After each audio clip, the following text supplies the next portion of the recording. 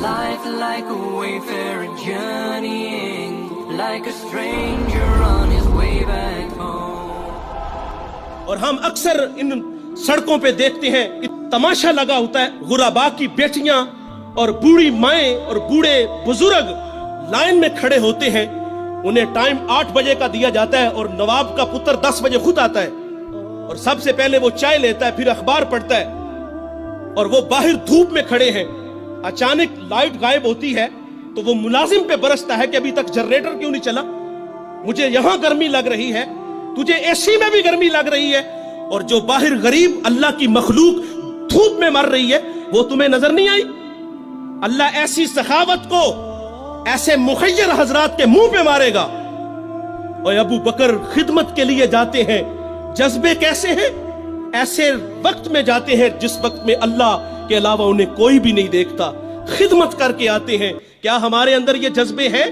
اور ہم تو 500 کا نوٹ بھی دیں تو ہزاروں لوگوں کو دکھاتے ہیں، ہم آٹے کا تھیلا دیں تو ذلیل اور رسوا کر کے دیتے ہیں، اور وہ کتنے بڑے لوگ ہیں یار، خدمت کرنے کے لیے جاتے ہیں، پاؤں میں جوتے بھی نہیں کہ کوئی میرے قدموں کی آہٹ کو بھی نہ سن لے۔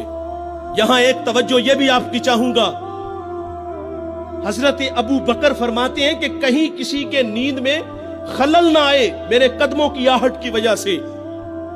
آج ہمسائے ہماری شرارتوں سے محفوظ نہیں، ہم نے ڈیک آن کیا، ہمسایہ صرف بیچارہ اتنا ہی کہتا ہے یار تھوڑی سی آواز آہستہ کر لو، وہ کہتا تمہیں کیا تکلیف ہے، میرے گھر میں چل رہا ہے تمہیں کیا تکلیف ہے؟ یہ ہمارے یہ رویے ہیں صاحب، اور وہ کتنے بڑے لوگ ہیں چھپ کے خدمت کرتے ہیں صرف اللہ کی رضا کے لیے۔ اور پھر جب حضرت سیدنا صدیق اکبر رضی اللہ تعالیٰ عنہ دنیا سے چلے گئے تو حضرت عمر جو 23 لاکھ مربع میل کا حاکم ہے، پھر وہ ڈیوٹی خود لیتے ہیں، خود اس کے گھر کے برتن دھوتے ہیں، اس کے گھر میں جھاڑو دیتے ہیں اور خود مشکیزیں بھر کے آتے ہیں۔ اللہ نے آپ کو اگر خدمت کا جذبہ دیا ہے، آپ خدمت کرنا چاہتے ہیں تو اس انداز سے کرو کہ دائیں سے دو بائیں کو خبر نہ ہو۔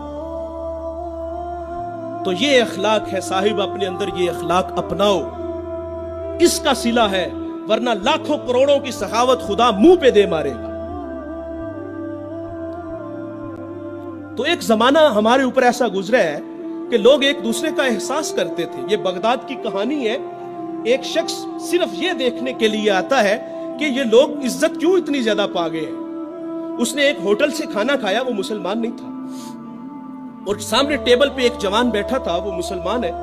اس نے محسوس کیا کہ اس کا تعلق ہمارے شہر سے نہیں ہے۔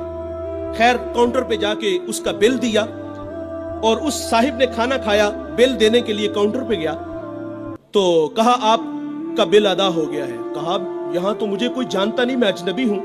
کہا ایسے ہی ہے، ایک مسلمان تھا اور اس نے آپ کا بل دیا اور چلا گیا۔